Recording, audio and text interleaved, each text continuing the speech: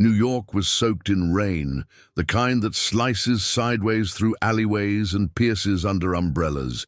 Ethan Cole, immaculately dressed and clutching a black leather folder, stepped out of his car near 7th Avenue, irritated by the delay his meeting had caused. But what stopped him wasn't the traffic, it was a voice, soft, cracking, floating through the drumming rain. Before we continue with the story, tell us where you're watching from. Now sit back, relax, and enjoy the story. Mommy, I'm cold. The words came from a child, small and trembling beside a woman, curled on a sheet of cardboard near a subway vent. Two boys, clearly twins, huddled against her sides, wrapped in what could barely be called jackets. Ethan looked closer, his pulse stuttering. The woman lifted her face, just enough for him to see the shadow of who she had been, mud-streaked cheeks, eyes that no longer sparkled. But it was her. Charlotte Hayes, the girl he had once loved from a distance in high school, the girl who had once made him feel like he didn't exist. Ethan stood frozen under the rain, not caring that his expensive shoes were soaking. Charlotte hadn't seen him yet. She was too focused on rubbing her son's arms, whispering something too soft for Ethan to hear. Her hair, once golden and bouncing, now hung in damp, matted locks. And still, the unmistakable curve of her jaw brought back everything. He took a hesitant step forward, his voice barely above the rain. "Charlotte?" She jerked her head up. Her eyes widened, and for a moment, time collapsed. Recognition flashed, quickly followed by shame. She looked away immediately, trying to shield the boys from his view. "Go!" she said, her voice strained. "You don't need to see this." Ethan didn't move. "What happened to you?" "I said go," she whispered again, wrapping her arms tighter around the twins. "We're fine." But they weren't. One boy's lips were blue from the cold, the other was trembling violently. Ethan felt a knot twist deep in his chest. This woman, once so full of fire and poise, was now a ghost of herself. "You're not fine," he said, his voice hardening with resolve. "Come with me, right now." "I can't," Charlotte said. Her voice cracked. "We don't need pity. This isn't pity." He knelt beside her, close enough now to see the tears forming in her lashes. This is me not turning my back." The twins looked up. Their eyes, wide and confused, darted between Ethan and their mother. Charlotte looked down at them and exhaled shakily. "They don't even know what it's like to be warm anymore," she murmured. Ethan stood and pulled out his phone. "I'm calling my driver. We're not having this conversation on a sidewalk in the rain." Charlotte looked like she might argue again, but something in Ethan's eyes made her pause. Maybe she was just tired. Maybe she was finally out of fight. When the car arrived, she climbed in without a word. Ethan helped the boys in, careful, not to make a show of it. The ride was silent. Ethan glanced sideways at her, her face barely visible in the dim light. She held the boys like lifelines. His penthouse felt like a different planet compared to the subway grate they'd just left. As they arrived, Charlotte froze at the entrance, eyes wide at the sheer scale of it. "You're safe here," Ethan said quietly. "You all are." Inside, the warmth hit them instantly. The boys sagged with fatigue. Ethan guided them to a plush sofa near the fireplace and ordered hot food. Charlotte stood awkwardly near the window, soaked, her hands trembling as she tried to suppress her emotions. He handed her a blanket. "Sit, please." She obeyed. When the boys curled up next to her, already half asleep, Charlotte whispered, "I don't know why you're doing this." Ethan didn't answer immediately. He watched the firelight dance in her weary eyes, 1,000 questions whirling in his mind. "Maybe because I should have spoken to you back then, and now I'm not walking away again." Morning crept through the towering glass windows of Ethan's penthouse, spilling golden light over leather couches and granite countertops. Charlotte sat at the edge of the guest bed, wrapped in an oversized robe, her eyes fixed on her sleeping sons. They looked peaceful for the first time in what felt like years, but peace was deceptive. She touched the bruise near her wrist, almost faded now, the kind you forget to explain when people ask. Her mind wandered back to the last time she had felt truly safe, and ironically, it was high school when she was blind to what safety even meant. Across the penthouse, Ethan stood at his kitchen island, hands wrapped around a steaming cup of black coffee. He hadn't slept. The image of Charlotte soaking in rain, cradling those boys on a piece of cardboard, haunted him. This wasn't just charity. This was personal. She had been untouchable back then. Smart, magnetic, ruthless in how she ignored him. He didn't blame her. He had been skinny, awkward, broke. But somehow, even her cruelty had felt better than invisibility. He remembered one moment too clearly. Prom night. She wore silver. He wore a rented tux. She danced with Daniel Reed, the golden boy. Ethan had stood in the corner, nursing a punch, glass, and wondering what it would take to be noticed. Now she was in his guest room, her pride in shreds. But she was still Charlotte. Beneath the exhaustion, he saw the sharpness in her eyes, dulled by time but not lost. He wasn't here to rescue her. He just couldn't ignore her anymore. "Coffee?" Ethan asked gently, stepping into the room. Charlotte looked up, startled. "Thanks," she murmured, taking the mug. Their fingers brushed. It lingered for a breath longer than it should have. "Did they sleep okay?"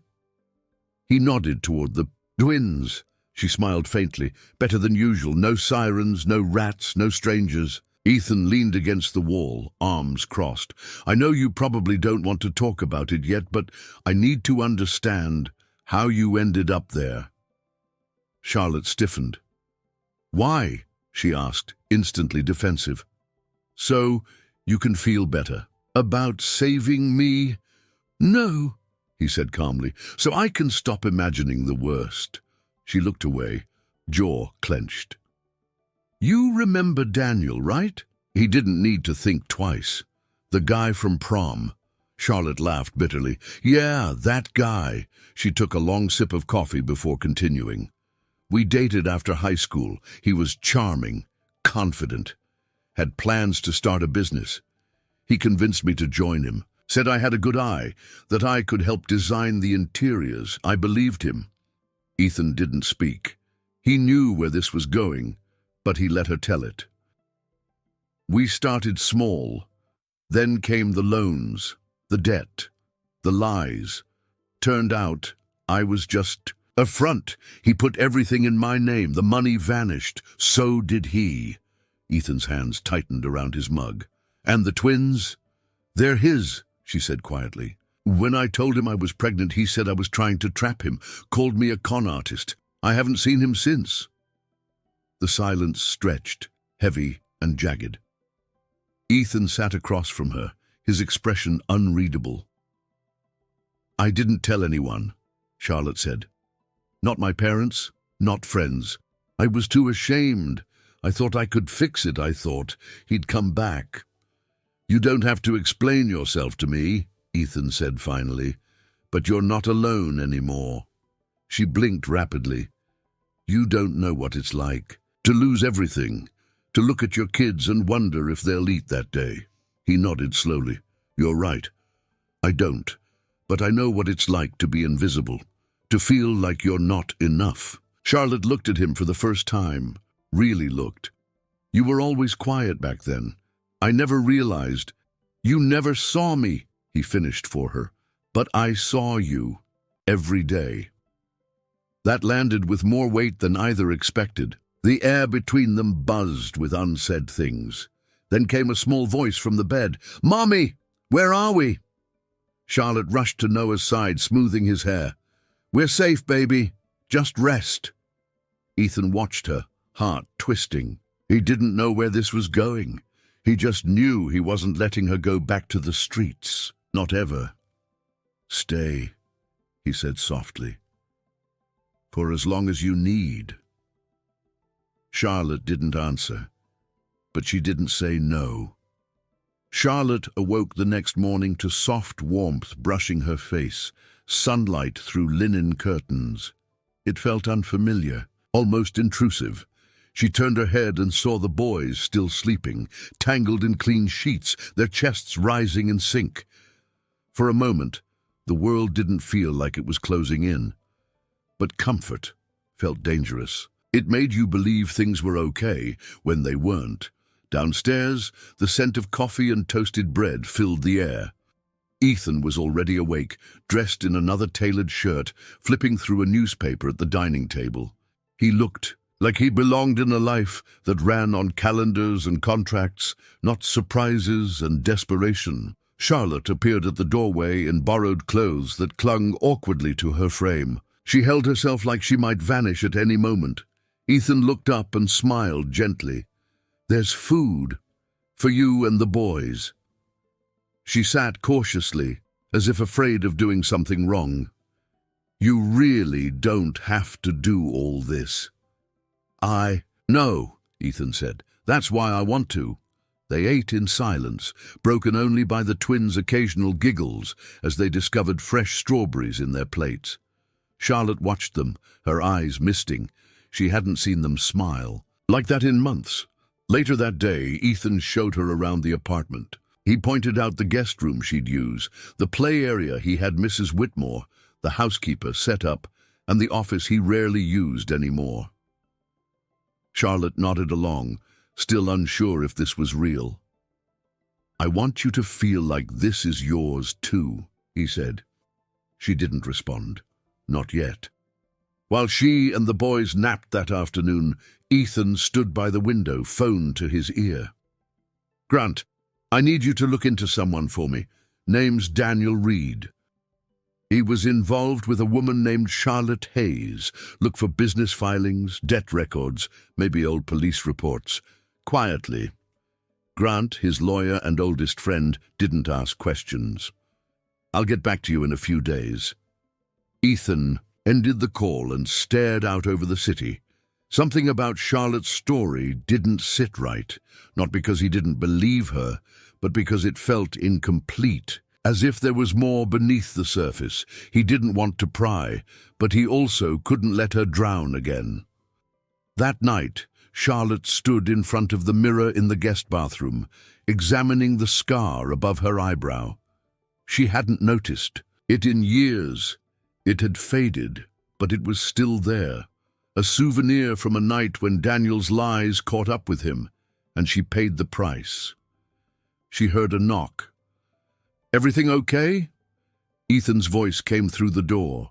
She hesitated, then opened it a crack. "Yeah, just not used to doors that lock from the inside." Ethan looked at her, searching her face. "You don't owe me anything, Charlotte. Not explanations, not trust. But if you ever want to talk, I'll listen." Charlotte nodded, eyes down. "I'm trying to believe that." He didn't push. The following days passed like a slow reawakening. The boys grew attached to the playroom, then to Ethan himself, who read them bedtime stories with surprising ease. Charlotte watched from the hallway once, her arms folded tightly over her chest, her eyes softening. She wanted to feel safe. She just didn't remember how. On the third morning, as Charlotte helped Mrs. Whitmore prepare breakfast, the older woman smiled. "He hasn't brought anyone here in years, not since his parents passed. You must mean something." Charlotte's breath hitched. "It's not like that." "Maybe not yet," Mrs. Whitmore said with a wink, "but I've got good eyes." Charlotte smiled for the first time. Meanwhile, Ethan received an email from Grant. The attachment was encrypted. When he opened it, he found a file thicker than he'd anticipated. Fraud, tax evasion, ghost LLCs. Daniel Reed's name was tangled in dozens of suspicious dealings, and one line stopped him cold. Primary business address linked. To C. Hayes, his jaw clenched. She really had taken the fall. He closed the file slowly, anger simmering under his calm exterior. He wouldn't tell her yet, not until he had a plan. But one thing was now certain. Charlotte hadn't just been unlucky. She had been hunted, and Ethan was done watching her suffer. Charlotte stood in the doorway of Ethan's office, hesitant. The twins were down for their nap. The apartment was silent, and for once her mind wasn't racing. She held a notebook in her hand, a half-filled sketchbook she hadn't touched since her life imploded. Ethan looked up from his laptop, surprised to see her. "Hey, come in. I found this in my bag. I used to design spaces, rooms mostly, just for fun," she said, eyes fixed on the cover. "I thought it was stupid, but maybe it's not." He gestured to the seat across from him. "It's not. Let me see." Charlotte sat, flipping to a page where she'd sketched a sunlit nursery. It was clean, elegant, filled with soft shadows and hopeful geometry. Ethan studied it quietly, then looked up. "You have an eye for warmth," he said. She blinked. "What?" "Most people design with style. You design with memory. It's emotional." Charlotte hadn't expected that. Her throat tightened. "I haven't drawn in years. It stopped feeling safe." Ethan leaned forward. "Maybe it's time to start again. What if I gave you a space? Here, a blank room to redesign. No pressure, just yours." She stared at him. "Why would you do that?" "Because I want you to see what I already see. You're still here, Charlotte. You didn't disappear." Something flickered in her eyes, pain maybe, or disbelief, but she nodded. "Okay, one room." They walked together to the far side of the penthouse. Ethan opened a door into a small, unused space. The windows were covered in dust, the air stale. "I never figured out what to do with it," he said. Charlotte stepped inside slowly, her eyes scanning the walls. "It's quiet. You can make it yours." As she turned to speak, a strange chill passed over her, like a draft, though the windows were sealed. Her eyes settled on a small, faint stain in the floorboards. Barely noticeable, but it felt wrong. She said nothing. That night, Charlotte sat on the balcony, sketching under moonlight. Ethan joined her with 2 cups of tea. "You always liked the cold," he said. "You remember that?" "I remember a lot." They sat in silence. The air between them pulsed with tension. Not romantic yet, but emotionally charged. Charlotte finally asked, "Did you ever feel like everything you built might collapse at any second?" "All the time," Ethan replied. "Especially now." She gave a half laugh. "At least you have something to collapse." "Maybe. But having something doesn't mean you're not afraid to lose it." Their eyes met. This time she didn't look away. The next day, Charlotte started clearing the room. She worked slowly, methodically, sweeping, dusting, taking measurements. The boys helped for a while, Noah pretending to be a builder, Liam insisting the room needed a pirate ship. Charlotte laughed more that day than she had in years. That night, Ethan passed the room and saw her curled on the floor, sketching ideas. He didn't disturb her. Instead, he glanced down at the floor where she'd cleaned the old stain. It was still, faintly visible. He crouched to touch it, but something in the wood made him pause. It wasn't just a stain. It was a name, etched in the grain so shallowly you'd miss it unless you knew to look. "Read." Ethan stood up slowly, his face unreadable. He didn't tell Charlotte. Not yet. The morning light filtered gently into the room Charlotte had started, calling hers, though she'd never spoken the word out loud. The boys were drawing beside her, giggling as they colored pirates and dragons onto blueprints. For once, she felt like she wasn't faking strength. She actually felt it. Until the phone call. It was from a blocked number. She answered instinctively, her heart already racing. A silence lingered on the other end. Then a man's voice, soft and venomous. "Still playing house, Charlotte?" She froze. "Who is this?" "You know who I am." She ended the call, but her hands were shaking, and suddenly the air felt thin in the room. Ethan found her minutes later in the kitchen, staring at the sink, the water still running over her fingers. "Charlotte?" She turned to him, trying to smile. "It's nothing, I'm fine." He saw right through her. "Tell me." She paused. Someone called, said things only Daniel would know. Ethan's jaw flexed. "Did he threaten you?" "No. He just reminded me I don't get to be safe." Ethan walked over and shut off the faucet. "Yes, you do. And he doesn't get to change that anymore." She looked at him, eyes full of something between defiance and grief. "You can't protect me from ghosts, Ethan. Some of them live inside me." That night, after the boys were asleep, Charlotte stood on the terrace, gripping the railing. The wind bit at her skin, but she welcomed it. Pain reminded her she was awake. Ethan approached slowly. "I had a room like this too," he said quietly. "Not the one you're designing. A room I built in my mind, a place to hide every time I felt like I didn't belong anywhere." Charlotte didn't respond. He continued. "Eventually, I started building other rooms, real ones, for clients, for people who wanted everything to look perfect on the outside while they were falling apart inside." She turned to him, her voice breaking. "Do you think I'll ever stop feeling like I'm waiting for everything to collapse again?" "I think healing is messy," he said, "and slow. But yes, I do." Charlotte didn't cry often, but that night something cracked open, a dam that had been holding back years of fear, shame, and loneliness. Ethan stood beside her without a word, letting her unravel. The next morning, while Charlotte took the boys for a walk, Ethan returned to the strange stain in the unused room. He traced the name again, Reed. He didn't tell her he'd contacted Grant again. This time, he asked for property records, blueprints, renovation permits. Something about that room didn't feel right.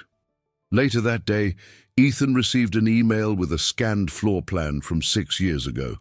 The unit had been partially owned by a shell corporation linked to Daniel Reed. No registered lease, but construction permits had been filed, then mysteriously revoked. Beneath the old floorboards, something had once been hidden.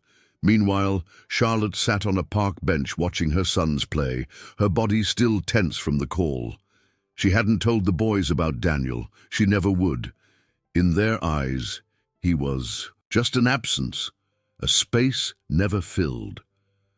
A stranger sat beside her, well-dressed, a phone in hand. He didn't look at her, but spoke without preamble. "He's watching again." Charlotte's blood ran cold. She turned to face the man, but he was already walking away, vanishing into the crowd. Back at the apartment, Ethan knelt near the floor of the quiet room. He gently pressed against one loose plank. It shifted. Underneath, something glinted.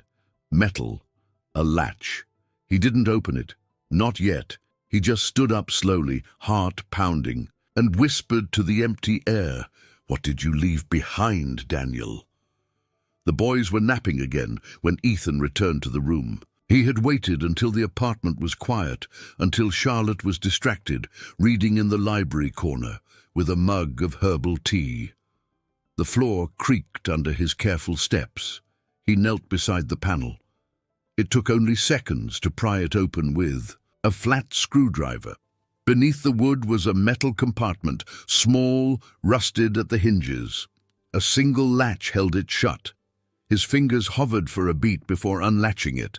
Inside, wrapped in brittle cloth, was a manila envelope, thick with documents, old-stained, and beneath it, photographs, faded, curled at the edges.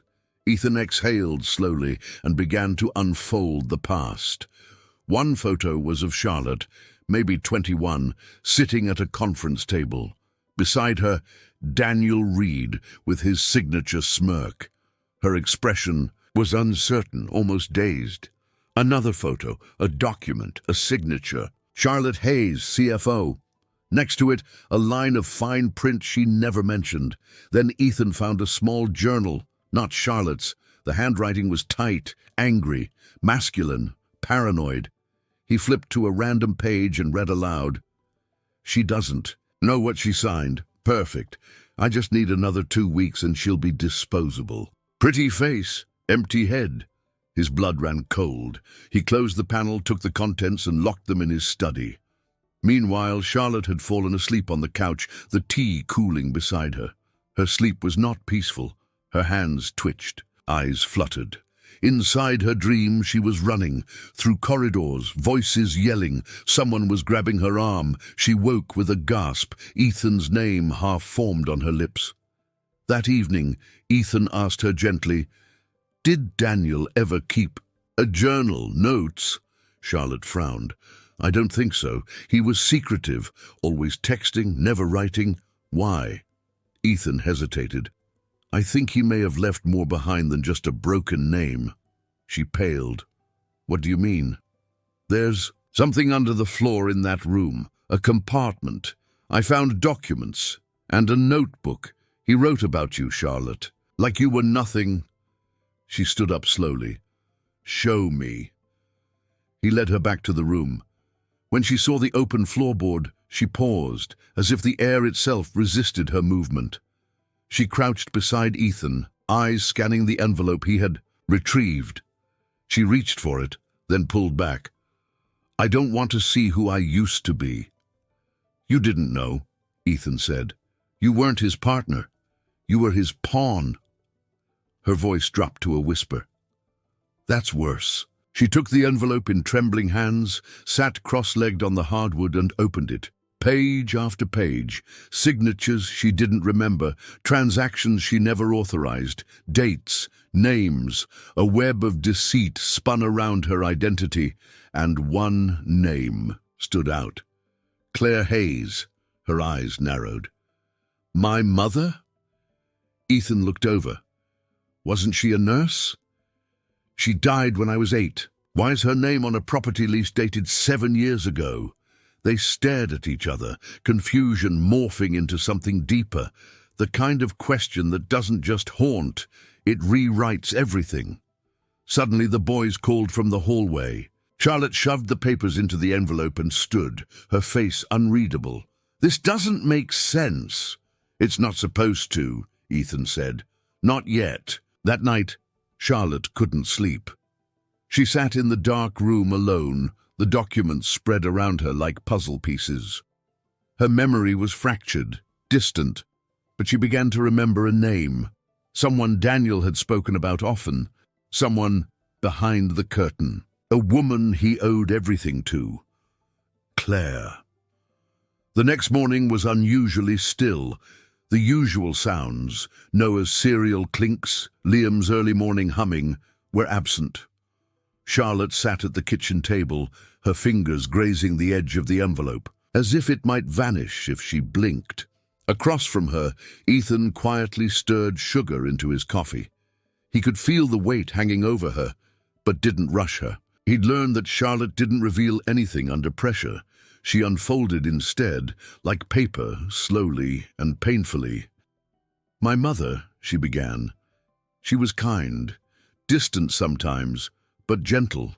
She died of heart failure, or at least that's what I was told." Ethan looked up. "You don't believe it?" "I never questioned it until now," she said. "But what is her name doing on a lease linked to Daniel?" Ethan pulled out his laptop, typing quickly. "Do you remember where she worked?" "St. Gabriel's Hospital. Pediatrics, I think." He searched the archives, news clippings, obituaries. Something strange appeared, an old article from 12 years ago. A nurse named Claire Hayes was listed as a witness in a medical embezzlement case. The article mentioned sealed court records. The name of the defendant had been redacted. "She was a witness in something," Ethan said. "Something big enough to seal records." Charlotte leaned closer. "What if it wasn't a heart failure?" Ethan's eyes met hers. "You think someone killed her?" "I don't know," she whispered, "but Daniel always said he had people in high places. Maybe she was one of them, before she wasn't useful anymore." Later that afternoon, Ethan received an encrypted message from Grant. No sender, no subject, just a series of surveillance stills. His own building, his penthouse, the most recent. Timestamp, 24 hours ago. One image showed Charlotte sketching with the twins. Another showed Ethan reading beside her. The angle was too clean to be a coincidence. Ethan's stomach twisted. He printed them and slid them into a folder. He didn't tell Charlotte, not yet. That night, Charlotte dug through a storage box in Ethan's guest closet. Inside was a manila envelope labeled Misc Photos. At the bottom was a photograph, old, slightly crumpled. Her mother and Daniel, not side by side, but in the same room. Claire was near a whiteboard with architectural drawings. Daniel stood in the background, partially blurred, a cigarette in hand. Charlotte stared at it, throat tightening. This isn't possible. Ethan entered behind her, holding the folder with the surveillance stills. He stopped when he saw the photograph in her hands. "That's him," she said. "That's Daniel." "And your mother?" Ethan swallowed. "Charlotte, someone's been watching us." He laid the folder beside her.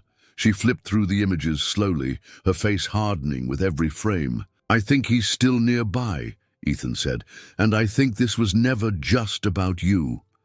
Charlotte looked down at the photo one more time. "Then it's about her." 3 days later, Charlotte and Ethan stood in front of a building that shouldn't have existed. The sign out front was rusted beyond recognition, the glass doors coated in grime. But the address, scribbled in the corner of one of Claire's old photos, matched exactly. "This was a children's clinic," Charlotte said, her voice low. "She used to say she stayed late for emergency shifts here, but I remember thinking it never had signs. No patients came in." Ethan pushed the door. It opened with a reluctant groan. Inside, the air was thick with mold and dust. Faded wallpaper peeled from the walls. Charlotte ran her hand along. A cracked reception desk, her fingers tracing letters barely visible beneath the grime. St. Gabriel's Pediatric Extension, R&D Wing. "Research and development?" Ethan asked. "What kind of clinic was this?" Charlotte didn't answer. Her eyes were locked on the wall across the room. A corkboard hung crookedly there, bulletins still tacked in place. She stepped closer, her breath catching. Photos of children, notes about experimental treatments, names she didn't recognize except one, her own. Charlotte Hayes. Age 6.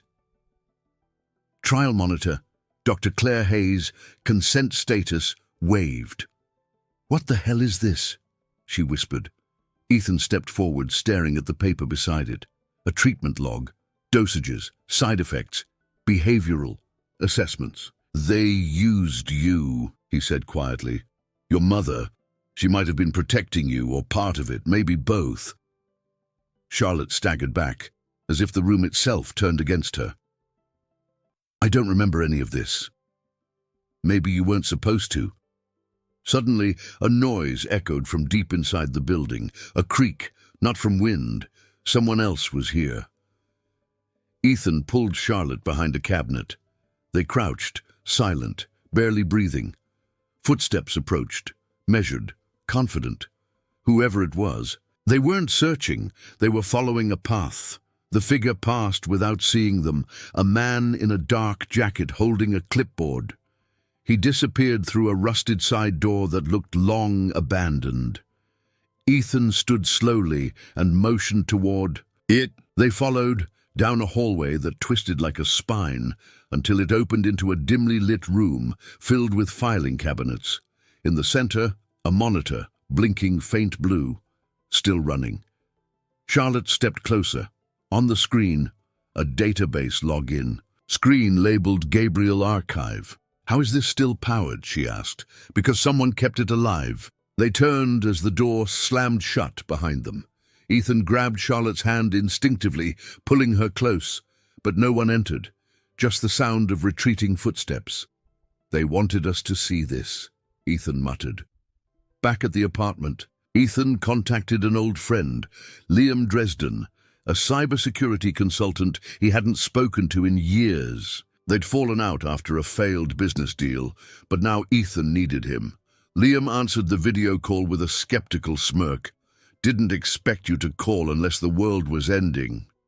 "It might be." Ethan explained what they'd found. The clinic, the file, the surveillance. Liam's smirk vanished. "You're not just being watched, you're being baited." Charlotte appeared behind Ethan. Liam's face changed. This is Charlotte Hayes." Liam blinked. "I've heard that name. From Daniel, years ago." Ethan narrowed his eyes. "You knew him?" "Briefly. He pitched me something weird. Said he had a data stream worth millions. Said it was inside someone's blood. I thought he was high." Charlotte paled. "He meant me." Liam leaned in. "You need to leave that apartment tonight. If they know you found the archive, they'll come for it." Charlotte stood up slowly, a storm in her eyes. "No more running. Not again." Later that night, Charlotte sat on her bed with the journal Daniel had left behind. One line jumped out at her, one she hadn't seen before. "I only became what I am because of what she was. Claire taught me how to disappear." "She was never just a nurse," Charlotte whispered. "She was his teacher." Ethan stood in the doorway. "What does that mean?" "It means," Charlotte said, looking up at him, "my mother helped build the man who destroyed me." The rain returned that night, smearing the city in silver as Charlotte sat at the edge of Ethan's office couch, the folder of documents open again on the table. She wasn't reading anymore. She was remembering, searching her past for signs of Claire's other life, signs she had missed, maybe ignored.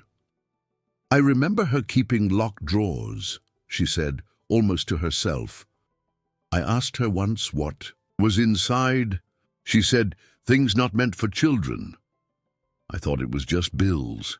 Maybe it wasn't."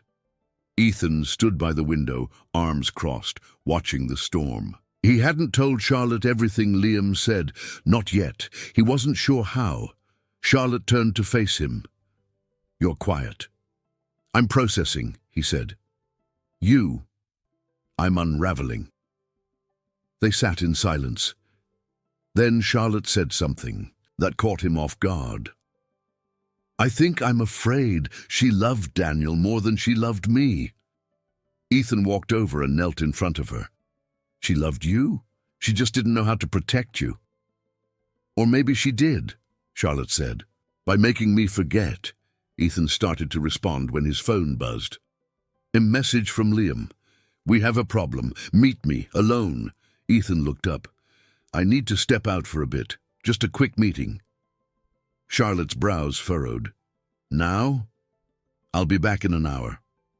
But it was 2 hours before he returned, soaked from the rain, face tight with a tension he hadn't worn since Charlotte arrived. He dropped his coat, walked past her silently, and locked himself in his study. Inside, he read through Liam's findings again. The archive files at the clinic were part of a larger network, one Ethan had unknowingly funded years ago through a blind investment shell during his early years in tech. A biotech startup, now defunct.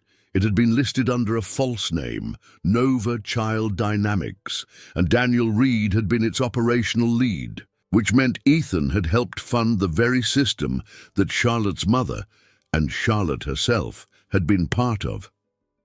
He stared at the paperwork until the text blurred. The next morning, Charlotte found him in the kitchen.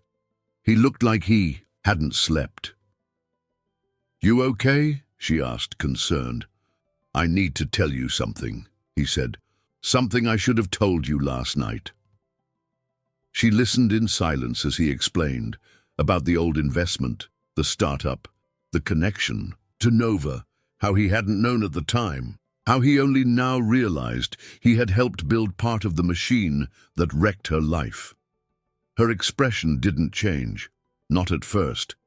Then she said, "So I escaped one man who used me, just to end up here with another." "Charlotte," Ethan whispered, I didn't know, I swear to you. But you did, just not soon enough, and you kept it from me. You left last night knowing this. I was trying to protect you. No, she said. You were trying to protect yourself. She walked away without another word. That afternoon, she didn't come down for lunch. She didn't respond to his texts. She stayed in the quiet room, the one she had started calling her sanctuary, and erased every line she had drawn on the walls. Meanwhile, Ethan called Liam again. "How far does it go?" Liam's voice was quiet. "Farther than we thought. There's another name. Who's showing up? Someone who cleaned up the fallout when Nova collapsed." "Who?" A pause. "Your father." Ethan froze. "My father died in a plane crash 10 years ago." "No," Liam said. "He disappeared. There's no record of his body, no death certificate, just a sealed report and a payout that went to Daniel Reed." Ethan ended the call slowly, the receiver shaking in his hand. Upstairs, Charlotte stood in the quiet room, staring at her erased designs, whispering to no one. Who the hell was my mother? The safety deposit box was buried, deep in a midtown vault, untouched for nearly a decade. Charlotte had found the receipt folded into one of her mother's old cookbooks, hidden behind a photo of a lake house she barely remembered visiting. She held the slip in her hands as if it might combust. Ethan stood beside her, silent. Neither had said much since their argument. The air between them was no longer cold. It was heavy, loaded with things neither had the tools to unpack just yet. The clerk led them into the private viewing room and laid the box on the table. It was smaller than Charlotte expected. The key trembled slightly in her grip. When she turned it, the lock clicked open with an eerie finality. Inside, a stack of documents bound by a ribbon, a VHS tape in a cracked case, and a worn manila envelope, labeled in her mother's unmistakable handwriting, "For Charlotte, when she's ready." Charlotte's fingers paused over the ribbon, then reached for the envelope. Inside was a letter, folded once, written on stationery from a psychiatric hospital. The letter was dated 8 years before Claire's death. "My darling girl, if you are reading this, then the time has come for you to know the truth, not just about Daniel, but about you and me." Charlotte's breath caught. "When you were 5, you were selected for a study. 1. I helped design. It was supposed to be about cognitive enhancement, but it changed. They wanted to see how far they could push memory, language, emotional rewiring. I agreed to let you participate. I thought I could control it. I was wrong." Ethan glanced at her, alarmed, but said nothing. "After 3 months, I pulled you out. I falsified your medical exit, destroyed records, bribed doctors. I moved us to protect you, but Daniel, he kept everything. He blackmailed me, used me to launch his version of the program. When I refused to give him more children, he vanished." Charlotte was pale. Her mouth was dry. The words blurred as she read the final lines. "If you find this, it means the past is still hunting you. I can't change what I did, but you are more than what they tried to make you. And I loved you, always, even when I was too ashamed to show it." There were no tears, just silence. In the corner, Ethan picked up the VHS tape. On the label, the words, "Charlotte, 1995, Session 6. They didn't have a VHS player, but Liam did. That night, they sat in Liam's darkened office as the grainy footage flickered onto the screen. A little girl, Charlotte, sat in a room filled with mirrors, wires attached to her head. She didn't look scared. She looked empty. A man off-screen asked her to recite numbers backwards, then told her to scream like she was sad. She obeyed. The scream echoed, but her face stayed perfectly still. Charlotte turned away. "Turn it off," Ethan did. His hands were shaking. Liam cleared his throat. "There's more, but maybe not tonight." As they left, Liam handed Ethan a small envelope. "This was dropped at my office yesterday. No name, just This. Inside was a single page. A typed letter. Your father isn't dead. He's watching you, and he knows what you've found. There was no signature, no return address. Ethan stared at it. The world tilted. His father, who had vanished in a corporate crash a decade ago, his grief, his therapy, his legacy. "Who sent this?" he asked. Liam's voice was grim. "I don't think it matters, because I think you already know who it's really from." Back in the penthouse, Charlotte sat at the foot of her bed, her mother's letter clutched in both hands. "Everything I remember," she whispered, "might be a lie." Ethan stood outside her door, unable to knock. The hospital looked more like a home for ghosts than patients. Charlotte hadn't been back to Hudson Grove in almost 20 years. The paint peeled off the bricks in long strips. A faint smell of ammonia still clung to the air. "He's on the second floor," the nurse said, leading her down a corridor that seemed to shrink with every step. "He doesn't speak much, not since she died." Charlotte's chest tightened. She hadn't seen Dr. Rowan since she was a child. He had been her mother's closest colleague, maybe the only person Claire ever trusted fully, the man who had once held her hand during blood draws and whispered that monsters only lived in stories. He sat in a wheelchair, near a window, facing away. His grey hair was thin, his shoulders slumped. Charlotte stepped forward, her voice barely above her breath. "Dr. Rowan?" He didn't turn. "It's Charlotte. Charlotte Hayes." That name flicked a spark in him. He turned slowly, his eyes watery but sharp. "Charlotte?" She nodded. "I need to know what they did to me, what my mother did." Dr. Rowan reached into the blanket over his lap and pulled out an old notebook. Without a word, he handed it to her. The pages were filled with charts, dosages, cognitive metrics. Her name was on every page. At the back, a single phrase repeated over and over in trembling handwriting. She remembered the story before it was told. "What does that mean?" Charlotte asked, her voice tight. Rowan looked at her. "You didn't respond like the others. You adapted, faster. But something happened during the 6th session. You changed." "Changed how?" He pointed to her chest. "You stopped feeling it here. Everything went inward." Charlotte's hands trembled as she held the book. "Did my mother know?" She tried to stop it, but by then, Daniel had already taken it. Meanwhile, across the city, Ethan stood in a dusty records archive at a private airstrip. Liam had traced the last known location of Ethan's father, Thomas Cole, to a flight manifest that had never made public record. The manifest showed a single passenger, but the plane hadn't crashed. It had landed at a private medical compound in Vermont, a location owned at the time by Nova Child Dynamics. Ethan's stomach turned. He remembered the official story, a tragic crash, no remains recovered, just a closed casket, a eulogy he had delivered through gritted teeth. Grief had buried the details.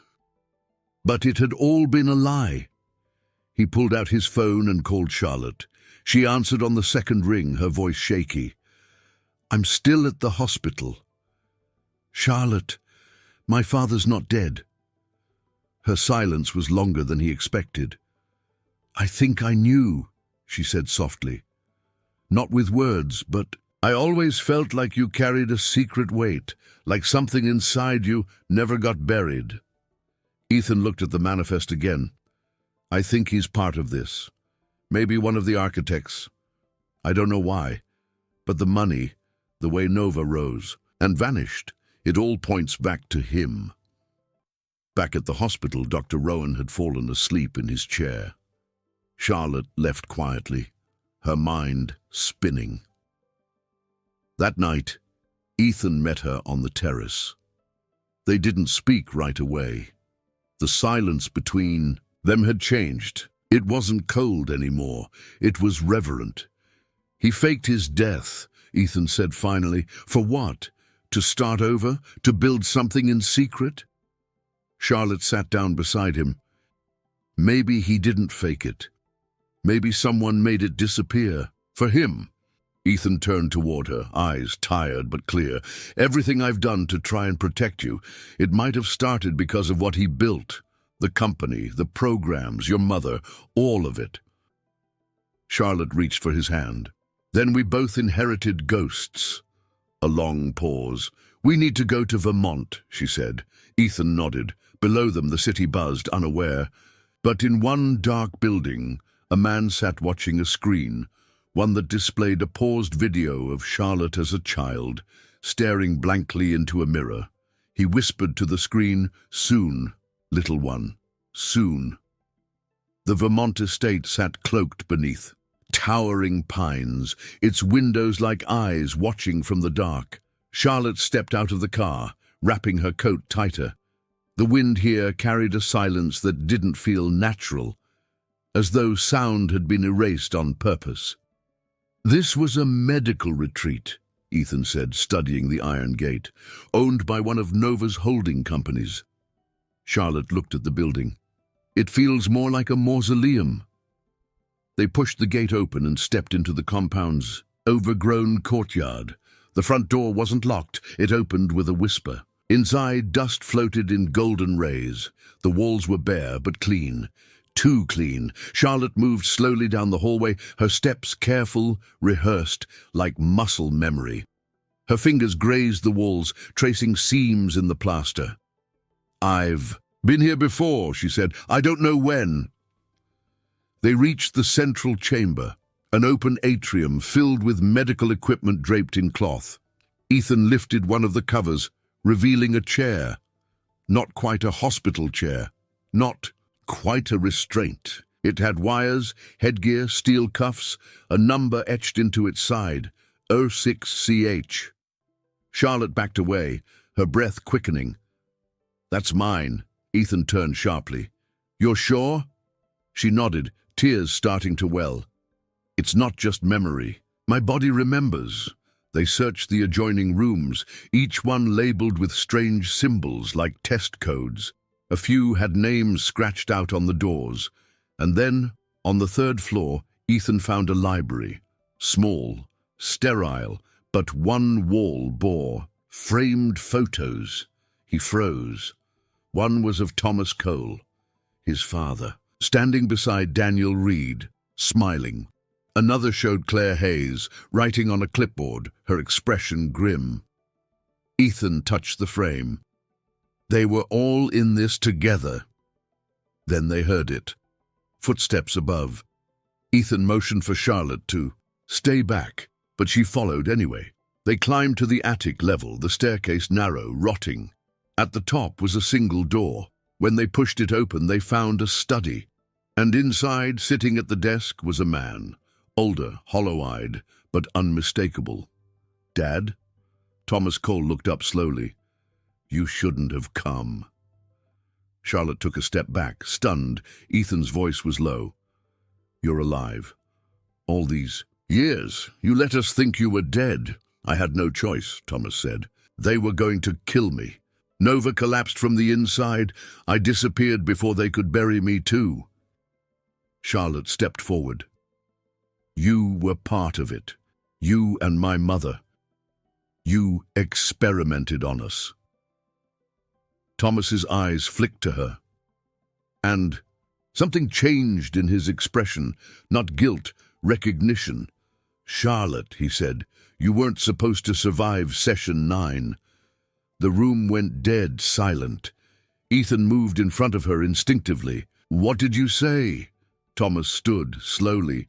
She was the last child processed before the final shutdown. The project was failing, but her response metrics were off the scale.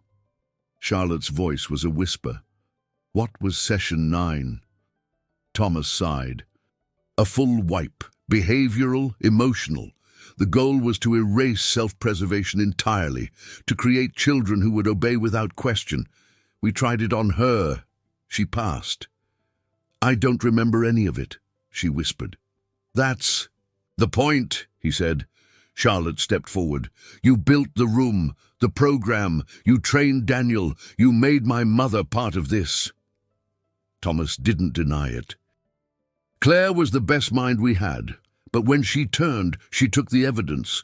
You were supposed to be buried with it. Ethan's fists clenched. What now? You hide up here and wait for someone else to clean your mess. Thomas's voice was eerily calm. I stayed because someone had to remember. Then he walked to a cabinet and opened it. Inside, rows of old hard drives, tapes, folders. This is everything. Every file, every name. If you want to destroy it, be my guest. Charlotte stared at him, hatred and awe twisted together. Why now? Because the last patient from Phase 2 is still alive. Ethan frowned. Who? Thomas turned to Charlotte. Your son. Charlotte froze. What did you say? Thomas stepped forward. Noah, he has the markers. You passed them down. Claire knew. That's why she ran. Daniel never stopped looking. The words slammed into her like a freight train. Charlotte gasped. He's after my son. Thomas nodded. He always was. They drove through the night in silence, headlights carving through fog. Ethan's hands gripped the wheel, knuckles white, but his thoughts were louder than the engine. Beside him, Charlotte stared into the dark, her arms wrapped tightly around herself. She hadn't spoken since Vermont. Her voice finally broke the silence. What if he's already there? Ethan shook his head. He won't get to them. But he already did, she whispered. He built the architecture in my brain, and now it's in Noah. Ethan didn't argue. He couldn't. By dawn, they reached the city. The building loomed ahead like a promise and a threat. Ethan jumped out first, sprinting to the elevator, punching the button like it could bleed. Charlotte followed, breath shallow. When the doors opened on the penthouse floor, the air was too still. Whitmore? Ethan called. Noah? Liam? No answer. Charlotte ran to the boys' room. She found Liam standing in the hallway, dazed, a cut on his temple. He turned slowly, confusion in his eyes. He was here, Liam said. I don't know how he got in. I heard something in the middle of the night. By the time I got up, the nanny was on the floor. I tried to stop him. Where are the boys? Charlotte cried. Liam gestured weakly to the media room. Charlotte pushed through the door and found them huddled on the couch, wide-eyed but safe. Noah clung to his brother. Mommy! She dropped to her knees and gathered them close. It's okay, I've got you. But her voice was shaking. Ethan paced back into the main hallway, scanning the surveillance system. The footage had been erased, except for one frame. Daniel Reed, standing in the elevator, eyes locked on the camera, smiling. Ethan turned to Liam. Did he say anything? One word, Liam muttered. 9. Charlotte paled. That's the session, she said, the one they used to wipe me. Ethan froze. You think he's trying to recreate it? He doesn't want to, she whispered. He already has. That afternoon, the apartment became a war room. Liam secured the firewalls. Ethan called Grant and had private security placed on standby, but Charlotte knew it wasn't enough. Daniel was never brute force. He was subtle, surgical. She sat beside Noah that evening, watching him draw. His hands moved with eerie precision. Geometric patterns, circles and lines, repeating shapes. It was the same pattern from her old sketchbook, one she didn't remember drawing until Vermont. Her hands trembled. Noah, where did you see that? He looked up. In the mirror. She froze. What mirror? He pointed to the hallway. The one the man showed me. Ethan stood behind her. He brought a mirror. Charlotte stood quickly and went to the hallway. At the end, on the console table, was a small, strange mirror with an angular black frame. She picked it up. It wasn't a mirror. It was a device, disguised, a neural feedback loop machine, just like the one from the old footage. Charlotte's legs nearly gave out. Ethan grabbed it from her hands and smashed it against the wall. The glass shattered like bone, but Charlotte didn't flinch. He didn't come to take them, she said softly. He came to start the process. Later that night, after the boys were finally asleep under guard, Charlotte sat on the floor of the quiet room. Ethan found her there, her back against the wall. "I can't lose them," she said. "I can't let them become what I was made into." "You won't." She looked up. "You don't know that." "I know this," Ethan said. "He's not getting past me again." Charlotte met his gaze, her voice low. "He doesn't need to. He already left something behind." She opened her palm, a small black card. Etched into it, Session 10. Location, unknown. Invite required. Ethan stared at it. Charlotte said what he was already thinking. "He wants us to come." The address led them to a derelict building near the Brooklyn waterfront. From the outside, it looked like nothing, an abandoned shipping terminal, boarded up, graffitied. But inside, something very different waited. Cameras. Lights. Wires humming low. Someone had rebuilt the past from memory. "This is where it ends," Charlotte said as they stepped inside. Her voice was steady, but her fingers curled into fists. Ethan nodded, "Or where it begins again." They walked through the main corridor. Each step echoed. The floor had been scrubbed. The air was cold. Too clean. At the far end, a massive vault door stood open, inviting them in. As they passed, through motion sensors triggered lights, a circular chamber, 5 chairs arranged like petals, one occupied. Daniel Reed, older, leaner, eyes bright with a kind of madness that had calcified into certainty. He stood slowly, arms open as if greeting old friends. "Charlotte," he said, "you brought him. Good. I always knew you'd make it back." Ethan stepped forward. "This ends now. You're done." Daniel chuckled.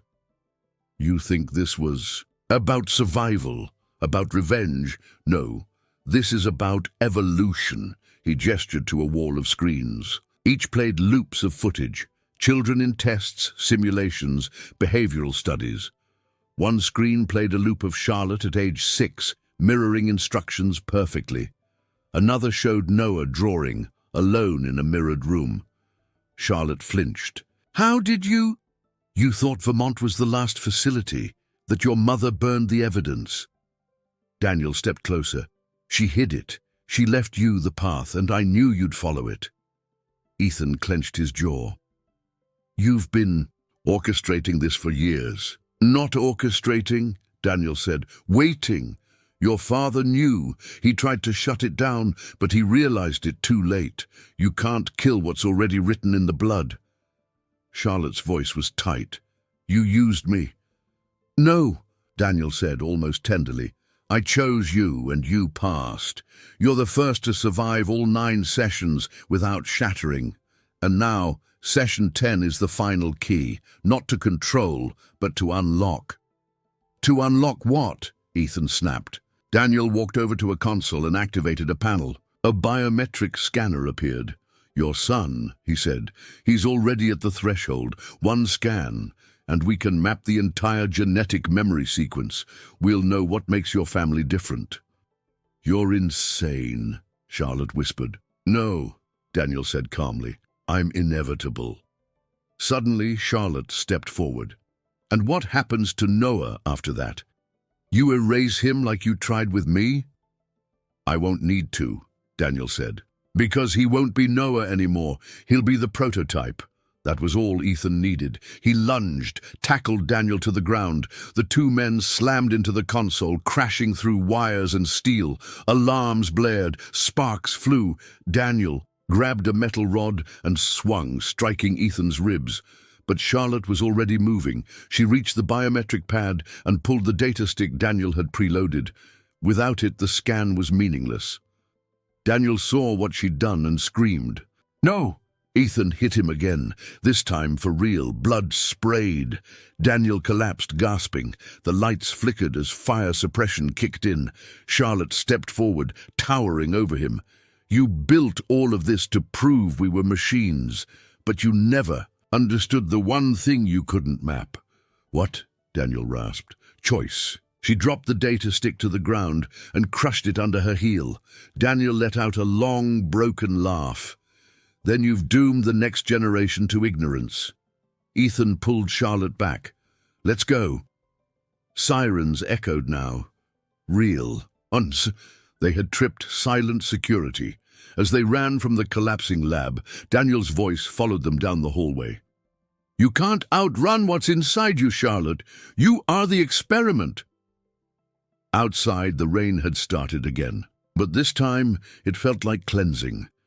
Charlotte stood under the grey sky, breath heaving. Ethan wrapped his arms around her. She trembled, but didn't fall. We stopped him, he whispered. She nodded. For now. He pulled back and looked her in the eyes.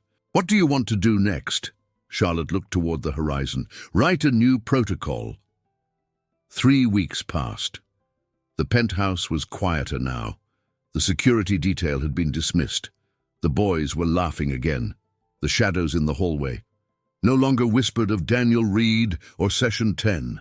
Charlotte sat at the kitchen island, sipping chamomile tea, while Noah and Liam colored at the table. Across from her, Ethan was sketching plans, not for a new building, but for something smaller, a retreat center, a learning space for families rebuilding their lives after trauma.